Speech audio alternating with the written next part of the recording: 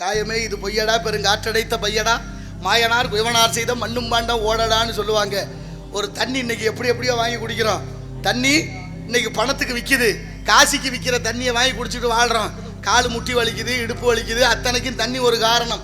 அதே தண்ணியை வாங்கி நம்ம குளாலர் செய்யக்கூடிய பானையில் ஊற்றி வைங்க.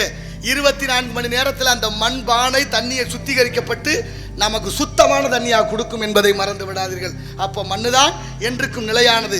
மண்ணு கட்ட கேடு, ஒரு நெல் போட்டால் 100 நெல் கொடுக்கும். இன்னைக்கு காசிக்கு விற்கிற தண்ணியை மண்பானையில் வச்சுட்டிங்கன்னா அது 24 மணி நேரத்தில் சுத்திகரிக்கப்பட்டு நமக்கு தூய நீராக கொடுக்குது.